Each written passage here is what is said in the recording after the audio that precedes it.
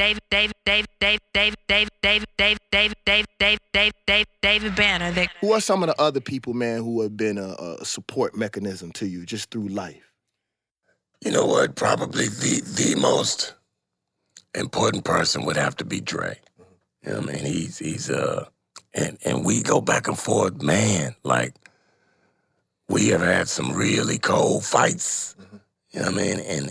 And not just one, you know, but 3 or 4 years will go by, and once somebody will call somebody and say, "Hey, brother, I miss you.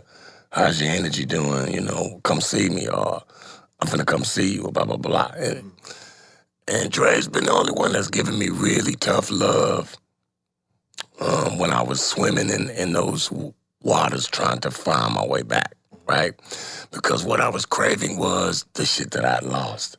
Instead of figuring out where I could go from there, trying to get back to that day before that wreck, you know what I mean? Instead of thinking about all the days that are going to come after, you know what I mean? And so, really Dre, and then Snoop, when me and Dre would be into it, that would be my guy. You know, me, Dre, and Snoop, it's like this tripod thing right here. We really used one another to stand for about 4 or 5 strong years and build one another up.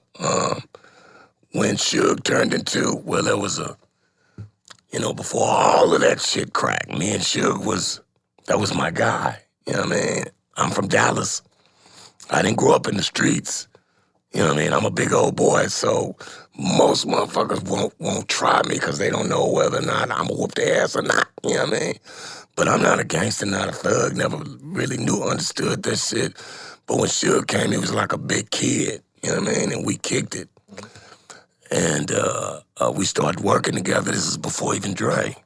And after the wreck, I was just in shambles. I couldn't do it. You know, I can't do it without Dre. And so I said, well, we got to go get Dre. And so I figured out a way to conversate with Dre to make him see things from my perspective. And we got together. It was just around that time that Suge turned from this guy to this guy. You know what I mean? And then I was stuck in a hole because I didn't know what to do. You know, now it's a whole bunch of dudes that's fresh out of prison around, and it's a whole bunch of Crip niggas on this side and some blood niggas on this side, and you never know what the fuck is gonna happen in the studio every goddamn day. You know what I mean?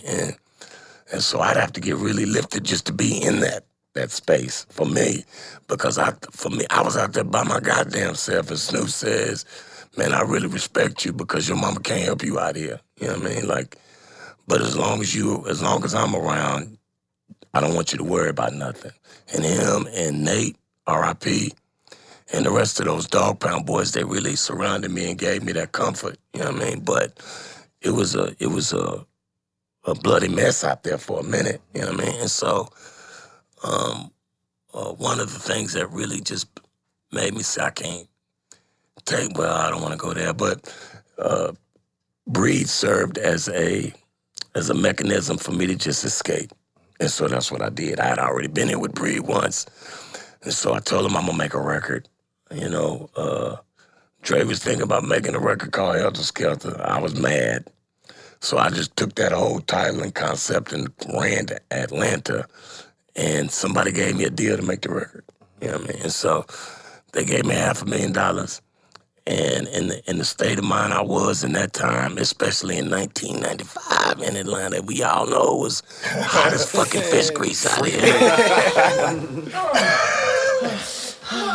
And so, yeah. I'm sorry, I had to find a way. There is somewhere that I did. Well, that was the time. That's the part of the movie when shit get live. I was down in Magic City almost every day.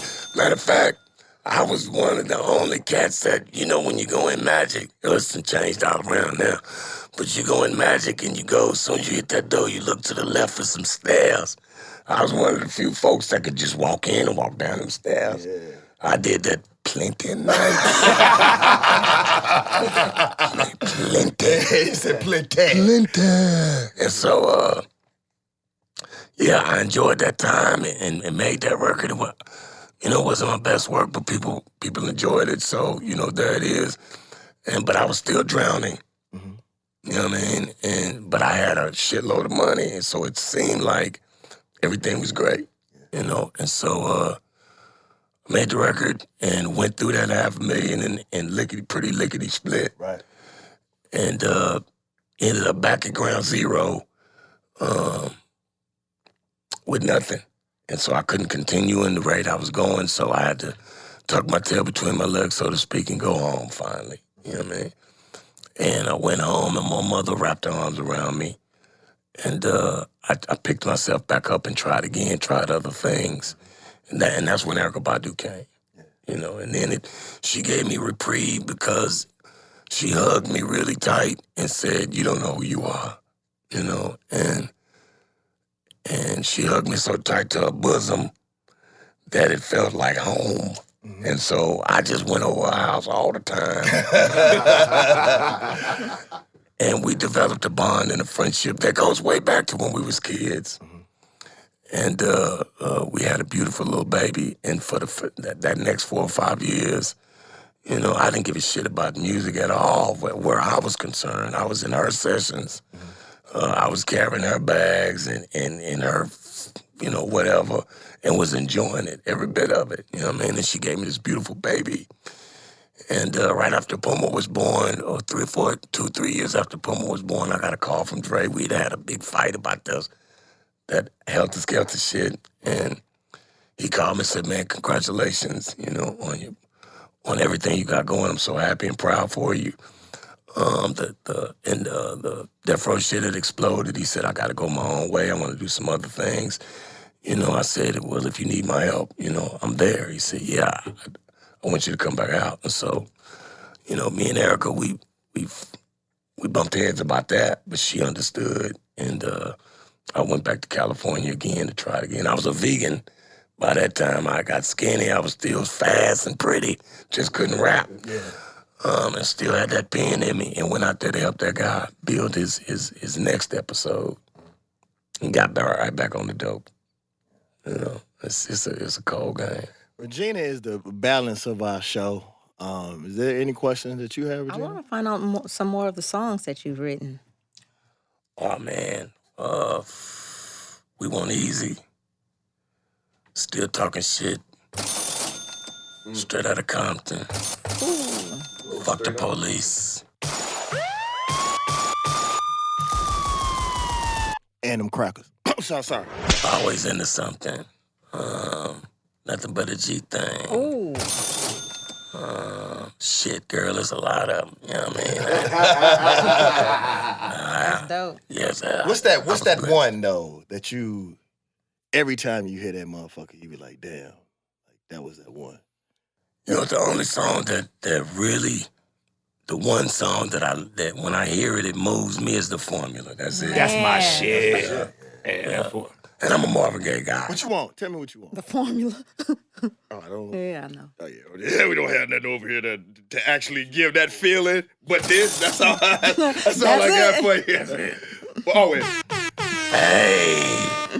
But because The Formula was look, back when I was writing, it's so different these days, right? But when I was writing it, one of the things that always turned me on about Dre's music is if you listen to it long enough, you'll always hear something a year later, a year and a half, 2 years later that you never heard before. Mm-hmm. It's like, wow, I didn't even know that shit was there. Mm-hmm. So I started writing raps so that,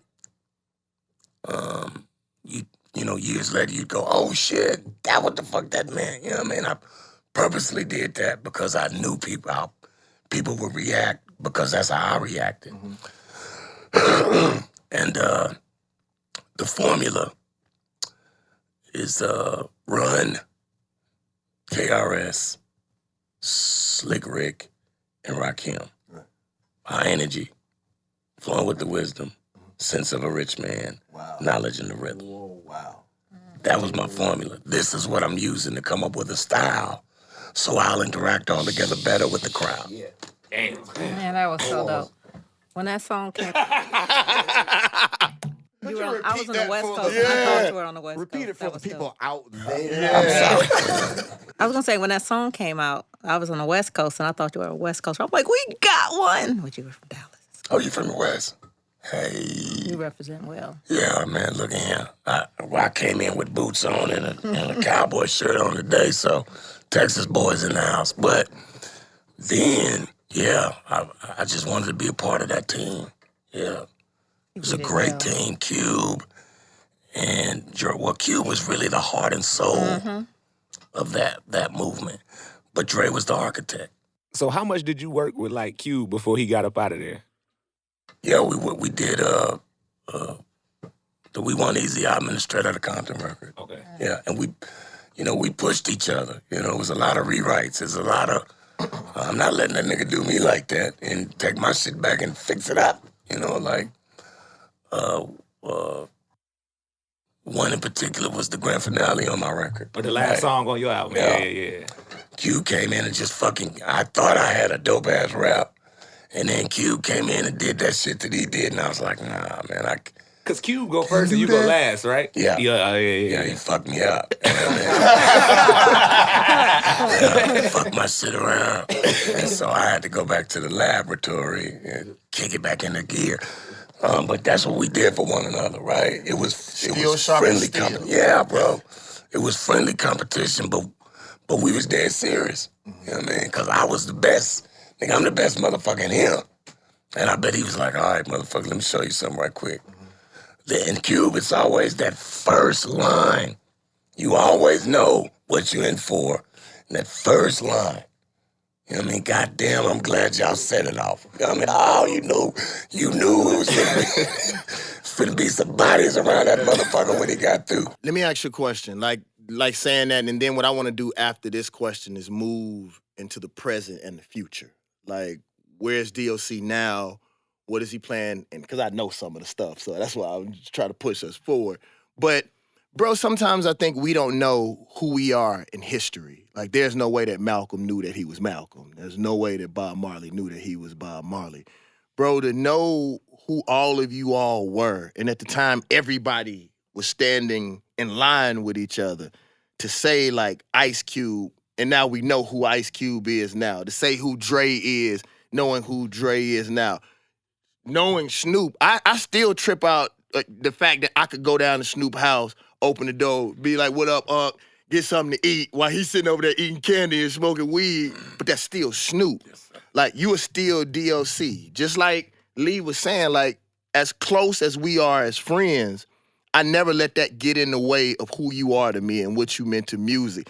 How does that feel when you look back and think, like, y'all were in line struggling to be what y'all were together and to see what everybody is? That's genuinely the best part of the whole story, bro. That camaraderie, you know what I mean? That understanding that what we wanted together as a unit was way more powerful than what we wanted as individuals. Right.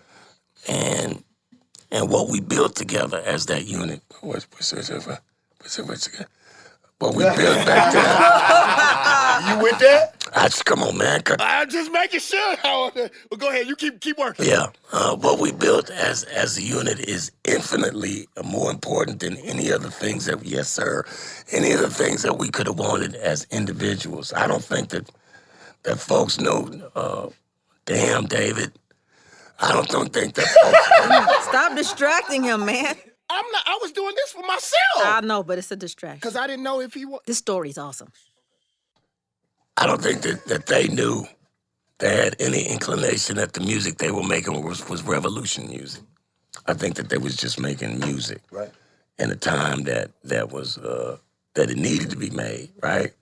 And so one of the things, and you asked me about where I'm going, one of the things that I'm working on right now that's really, really important to me is a documentary called Aims and Law. So there's a guy in Dallas, his name is Peter Johnson. He was the youngest person to serve alongside Dr. King and his staff back in the Gap. I think he was it was him and then Jesse, and then, you know, they were college guys, 18, 19, where Dr. King was in his 30s. And so there are stories that he has. He allowed me to take a trip with him to Little Rock, Arkansas, to celebrate the 62nd anniversary of the Little Rock Nine. Right. And to sit with those elders and listen to their stories and and the shit that they went through and where they stand today was a really transformational moment for me. Because I was so disconnected from that. And I consider myself a good guy, you know what I mean? And so if I'm disconnected from it, then all the other street niggas, they have no clue that shit even existed. And we were so unified in that moment, speaking to what N.W.A were in that moment in time. We, as a folk back then, were so unified that we could line up and push this thing forward. I wondered what happened to that, you know? And so Peter Johnson is 75, and he's the youngest. So that means all those other guys, Andrew Young and John Lewis, all of these people are living hieroglyphs, you know? And if you don't get the stories from them now, then it's lost, you know what I mean? And so I got together with Peter, and I'm talking to some people. I'm reaching out to some folks I know at LeBron's company and Will's company, because those stories are important to us all. I'm trying to reconnect and re-engage the young folks into that understanding, and that kind of unity is that kind of black power is needed today in order to continue this fight, to continue the movement that God is doing, the things that the scales are turning, the winds of change are blowing. That's why they want to make it great again, but you're not going to be able to do that because G.O.D. already said you're done for it. You know what I mean? And I know you're mad at me, but I didn't say it. G.O.D. said it. If he said it, that's what that is. So let me try to connect my younger brothers and sisters to those understandings, even if I could do it a little bit. You know what I mean? It would make a huge difference in tomorrow. You know what I mean? Like, I'm not anybody's judge. I don't judge the dope boys for what they doing, and they doing what they got to do. I don't go out and celebrate it, but I don't judge them for it. What I say to them is, when I see these young cats in my hood or in my city that's walking around with $1 million on their hands and around their neck, and they're angry at this guy on the side of the city because he's walking around with $1 million on his hands and in his neck, and they mad at this guy on this side because he's doing the same thing. They're all in the same genre of music. I say all three of you guys are kings, right? There's no need for you to want to hurt one another, but behind this gig that you got, there's a CVS and a Walmart right across the street from one another. They sell dope all day. Yep. They're not shooting and killing because there's enough people that want what you got to go around. Yep. Right? Walgreens and CVS are almost always across the street from each other. They ain't tripping. Yeah. They getting theirs. So I'm not gonna tell you what not to do because I'm not your father. But what I would say to them is this, or what I say to them is this: you are a king. This guy's a king. This guy's a king. It's apparent in how how it's manifesting in your life. Put your kingdoms together and build a nation. Then you can control something around here and have something later on that really means something. Because the road that you're on is going to last you about 10 good years. And then it's going to come a bump. And that bump is going to fuck you up or it's going to set you all the way back. You know what I mean? Because you're not building for the future. You're building for the moment. Right? And so going back to this docuseries, it's really important to me to finish that work because what those men did was so important for us today. If it's not chronicled in the right way, and I'm not talking about the passive way that they make most of those movies of those times. We all put the black suit on with the tie, hold hands, and go down there and get beat the fuck up. No, these guys was rebels. You know what I mean? They was real ones. It was real niggas out there. So tell it from that perspective so these young niggas can feel connected to it. Right. Go and make an album with these young niggas about that topic so they can feel connected to it and get this motherfucker back started. You know what I mean? So that's what I'm working on right now. That means the most to me. There's a few other things, but that thing right now would mean a whole career's worth of joy for me. Right. Any more music in the future? Sure. You know what I mean? Absolutely. As soon as I can figure out, how I want to do it or what I want to do, and there's a song I wrote called "The End." It says, "I got to be the coolest pimp from anywhere. I keep my shit so real, my bitch, she don't say shit unless I'm there. But that's my flair. I give her what she needs to grow. She run the game just like I told her once she out that 84. It's too much for me to come this far and her not let it go. Too much to not release this shit and let it flow, little mama. No confrontation, let the tide wade. Take comfort knowing now your dad is getting paid. These cats forget that proper pimping came from love. Me, I don't have anger issues. That's what I'm not guilty of. Oh, shit. Although I have been lost and take a sound, there have been times although I have been lost, made the sound, there have been times I took this bitch and threw it around. God damn it. We in the world, don't trip, we here. But anyway, let me get to the end. This pimping ain't for nothing, nigga, because I'm folding. I'm way beyond something, baby. And I told them, I'm lost if it's a sin the way I pimp on this pen. So the whole rap was about pimping, but you don't get it to the end that the guy's talking about a pen the whole time. Because it's about connecting those people, those youth that are into that kind of shit. And then at the end, they get that, oh shit, the nigga was talking about a pen the whole time. For the most part, don't be judgmental. Right, man. I just had a young man that wrote something to me, bro, that it sort of, it said what I needed to say in the time that it needed. It was actually a fan. And I wrote this shit down, bro. I had to copy it. And I think it says a lot of what you said. He said, I appreciate how you show that you don't need to be a saint to be an activist. I appreciate you sharing the struggles you've gone through with the world. I appreciate you always uplifting your people, even though they don't always uplift you. I appreciate you sharing your circle with the world, and I love hearing their stories. I appreciate you giving us your insight into consciousness. I appreciate you connecting with us to the elders. I appreciate your fearlessness. I appreciate your passion. I appreciate your genuine love, the genuine love that you show for those around you. I appreciate your willingness to be yourself no matter what the situation is. That's it. When sometimes they turn our heroes into caricatures, something that our children don't feel like is accessible. That's one of the reasons why I did this podcast, is because I noticed that the people who are the stereotypical revolutionaries, that doesn't look obtainable to these youngsters. I remember exactly when I first right. met Lee. Lee was a maniac. And Lee told me, he said, bro, I ain't never like no motherfucking dashiki. I've heard that a few times on this show, by the way. Yeah. He said, until I saw you rock that dashiki with a pair of J's and some G-Star jeans. Like, he's like, you connected it through coupling it with something that I cared about. And I realized that almost like Harriet Tubman, not the new movie Harriet Tubman, the real Harriet Tubman. Right. We got to go back and get our shit. Yeah, man. Sometimes that's the key, bro. A lot of times we get up on that mountain and we don't come back down for the people to bring them back up again. Like, the work doesn't stop. We always have a section for the elders. And the reason why I didn't pull one today is because I feel like we all are moving into that area ourselves.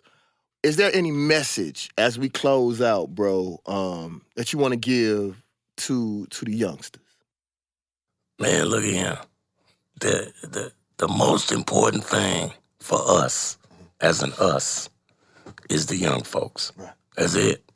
And their education, the sister that was on with you earlier, people like that who really care about the education of our kids, and the cultural disadvantages that they have to go through to strive to be able to have and do anything in this society that we live in today, right? And so, yeah, man, that I would have them know that we love them, we care about them, and there are those of us who will fight to the death for them, right? I'm one of those.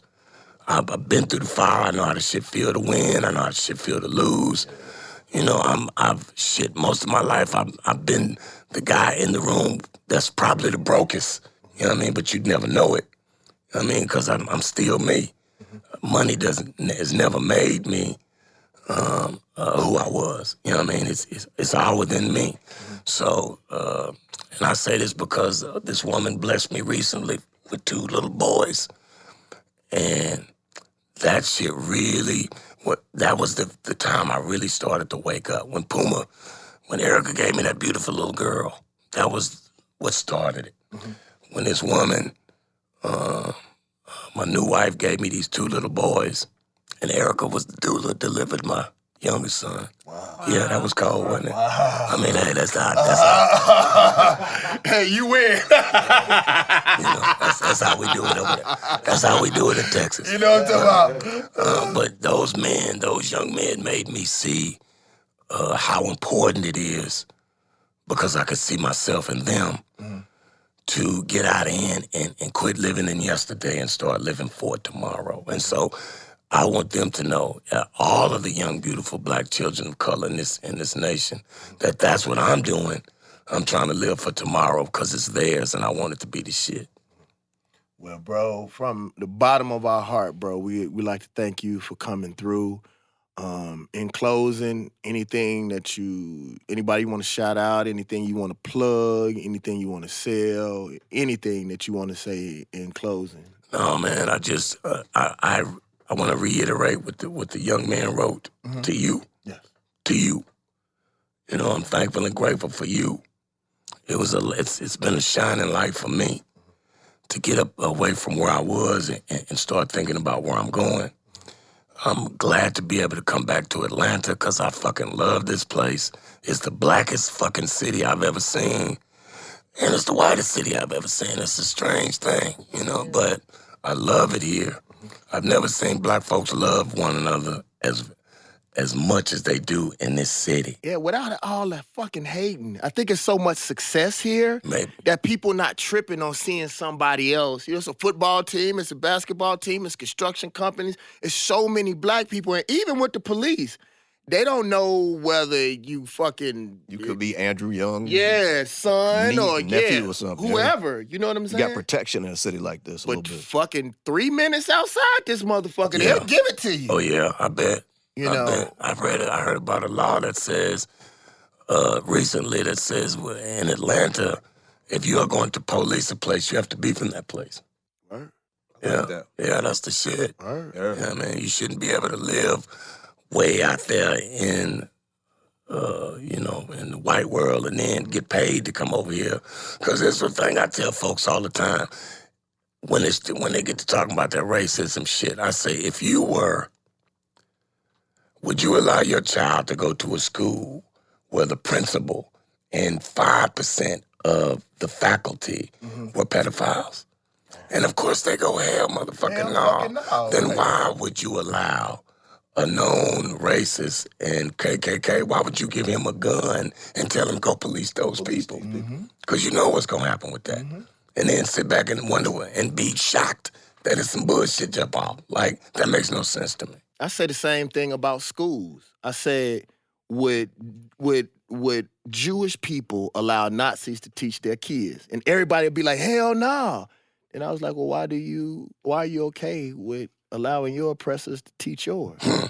And then Jewish people wouldn't also send their kids to work for Nazis. Why do you do the same? It's because of what people view of themselves. People do what you allow them. People watch what you do. I tell women this when I counsel them, whenever I counsel women. I say, whatever you are insecure about is what somebody else uses against you. That's if you're right. insecure about your weight, that's the thing that they're going to use to control you. That's right. If you got daddy issues, they're going to hone in on that and use that. So the shit that you, like, I give you an example. There's certain people who walk in the room, you just not gonna say certain things about them because of the way that they handle themselves. That's right. I don't get approached. I tell you one of the most honorable things that ever happened to me, and it was with Snoop. I was out playing in Snoop's all-star basketball game. And before I broke my arm, I would say I put me, Snoop, and Game against anybody in celebrity basketball because I'm an elbow a motherfucker. Snoop is not selfish at all. If he got to shoot that bitch, he gonna make that motherfucker, but he's a facilitator. Yeah. Game is a raw score. That motherfucker still dunked that bitch. Yeah. But I was out there with Snoop, and he set up a studio. So anybody that wanted to give a verse, he was ready. Like, you had a beat or whatever. So I was back there, and I walked in the room, and they was back, they was blowing big. And this young lady put out her weed.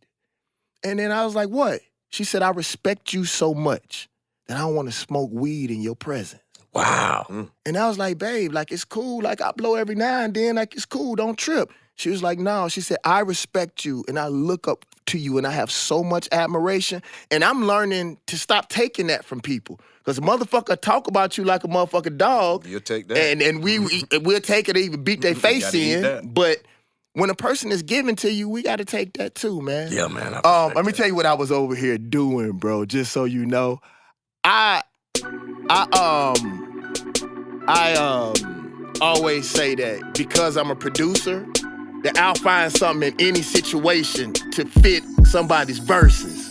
And I was thinking about that verse that you kicked, and I was like, this is pimping. This is pimping. That would be perfect over the top of that.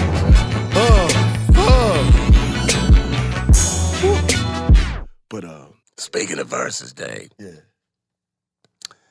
I want to thank you over the airwaves for the verse that you sent me. I asked everybody. 3 people came back and helped me out. You know what I mean? I asked everybody. 3 people came back and helped me out. And it was you, Corrupt, and Ice-T. Right? I called these men.